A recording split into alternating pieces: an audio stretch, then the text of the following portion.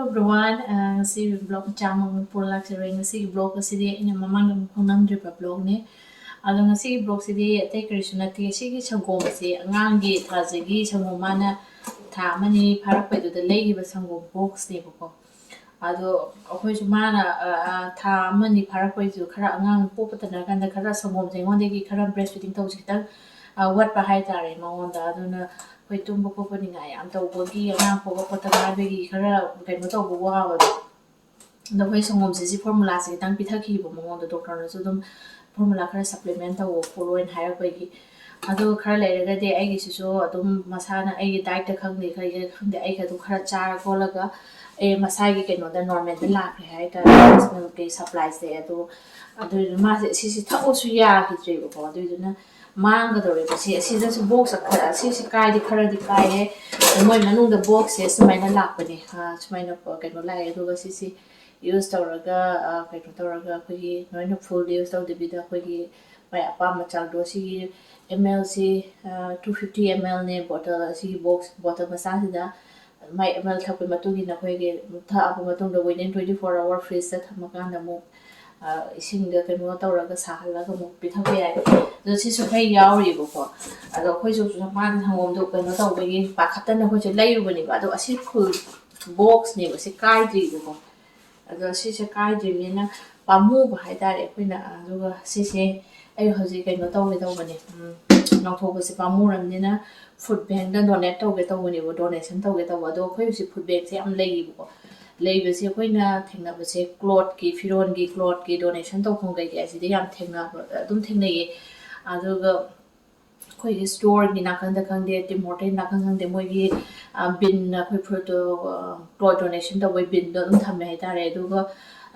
kaino gi khoi ge chu acha tha kai kai taw busina khoi gi je khoi grocery gi store gumba gi billing tawra ge thro phom de moi basket am thame adum ba da taw nei bo ado ga angang sing ge school da su haira pu yawe kai gumba khoi na moi adum orphanage kai kai charity da kai donate taw ga dam ni noi angam angam ba piro haira ga donate taw su yam taw we bo angang ge school da su pi hai tar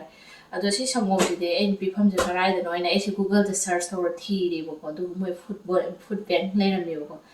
phone tawra ham ba kan moi si lobra ham kan da lowe na hai ado ai hoji si drop taw ba chatlo ge taw de pamui de ko kana ma ngang am de si kana du ni biam ai ju khangi tha jana yam da phan da thakhi ba ma tha ma ani kitang phaning phata ho ma formula si tang thakhi bo ado angang gi sangom sem ba gi kan nang da ba do as yam wa ki bo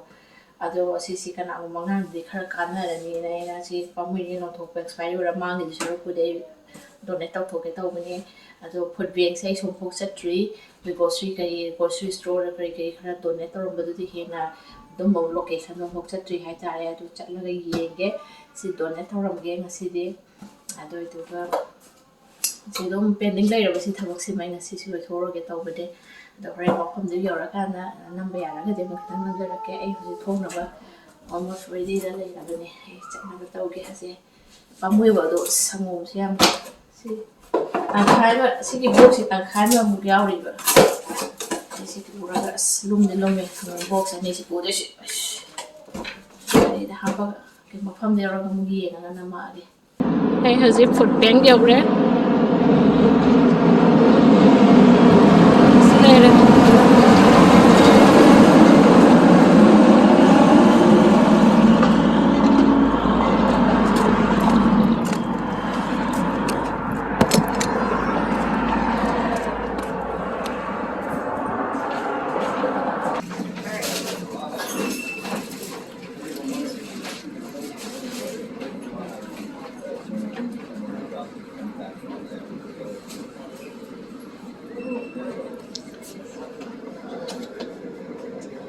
Mình bé mà kêu lem na ri po chai long na na. Thank you. You're welcome. Thank you very much. For this one? Yep. Okay, thank you. You're No welcome. need for any card or so, nothing? Nope. Only this one or any other else? Whatever's on that wall. Okay, bye. Thank you very much. You're welcome.